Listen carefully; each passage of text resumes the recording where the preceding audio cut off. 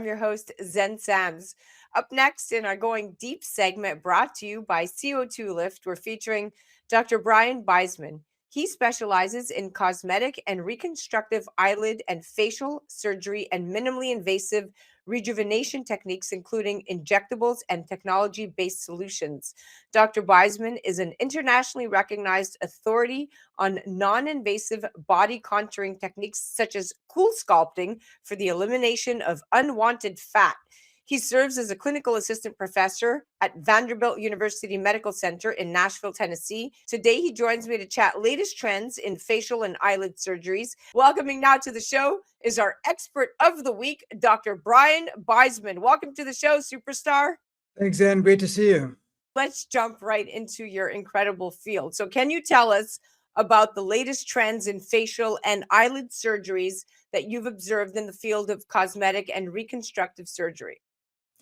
Over the years, so my focus really is on aesthetics. I'm going to talk mostly about aesthetic rather than reconstructive, although every reconstructive procedure really is aesthetic. But let's focus on the aesthetic. So there has been a real shift over the last years, which is continuing and I think growing in really preserving one's, if you will, natural look. For many, many years, decades even, it was very clear when someone had had surgery that was supposed to help make you look better or more youthful, but in reality, it made you look different. So now the emphasis is on how do we preserve and how do we restore rather than making people just look like they've had surgery. I love that. Keeping true to the roots of the human ethos and who that person is from the beginning, not trying to transform their face like many plastic surgeons do. Now, many people are interested, as am I, in non-invasive rejuvenation techniques. Now, what are some popular technology-based solutions that you find effective in achieving these desired results that everybody is looking for?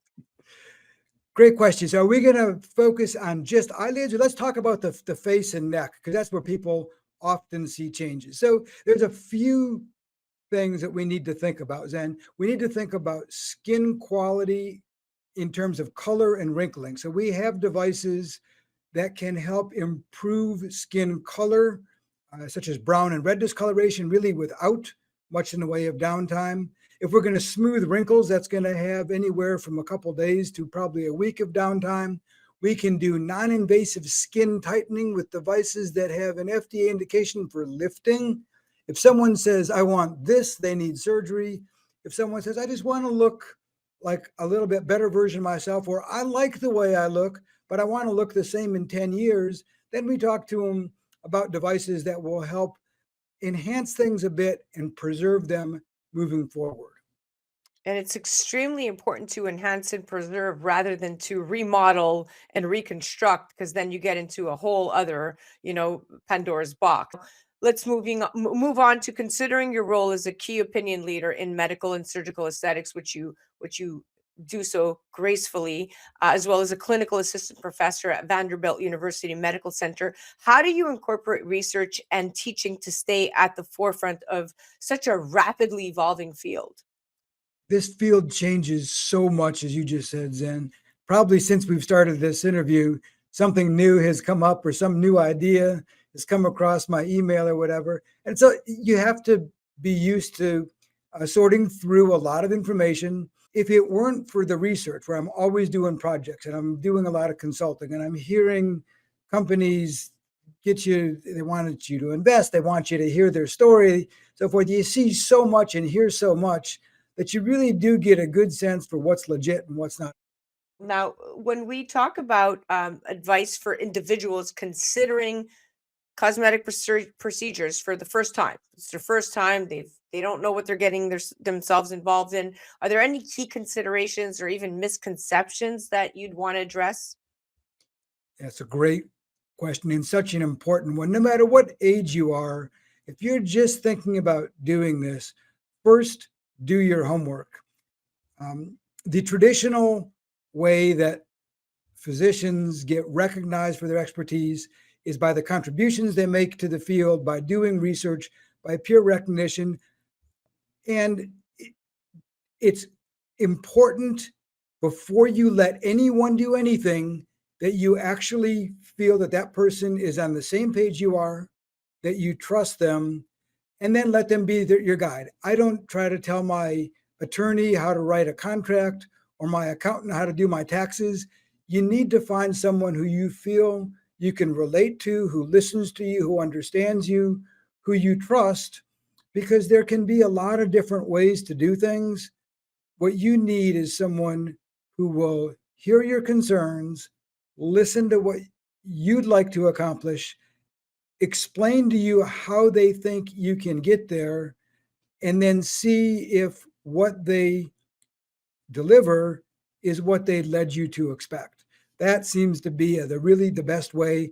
And the last thing, you have to be able to commit yourself to being treated by one person over a period of time. If you're going from place A to B to C to D, you'll get a mishmash of everyone's ideas, and usually it does not work well.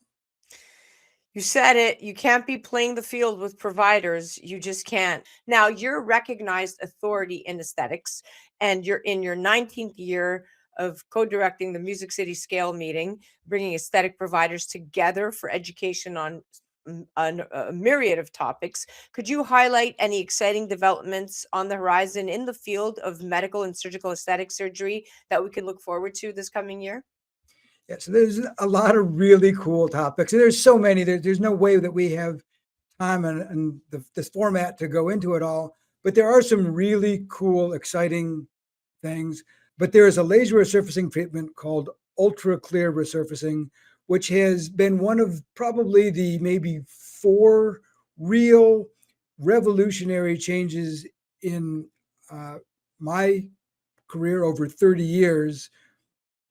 This is like this finishing the second year of working with this. And like carboxytherapy, we're starting to see more and more applications, but I can treat patients with any skin type.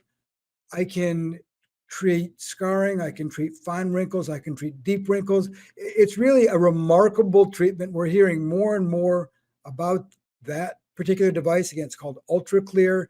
I'm personally really excited because it's just completely changed my resurfacing practice.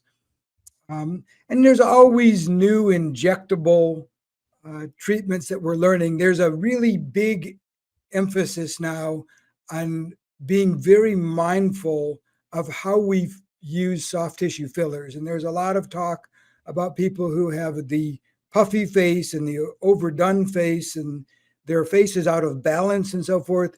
We put a really big emphasis on teaching people how to safely and effectively produce rejuvenation without making people look puffy and weird. And I spend a lot of time reversing that look, but we really like to emphasize how do you avoid that in the first place. So those are a couple of highlights that I think are just really important because they help patients, and it's really the high end providers who really understand how to deliver these services and use them. At the end of the day, it really truly comes down to choosing the right practitioner, making sure that you're in the hands of somebody that's not just capable, that is an expert at the forefront of research in their field, such as yourself, bringing me full circle to we are out of time. Thank you so much for coming on and chatting and being so open and transparent. And I love having a conversation with you. It was awesome, Zed. I really enjoyed it. It's great to speak with you, and I appreciate you having me on. Thank you.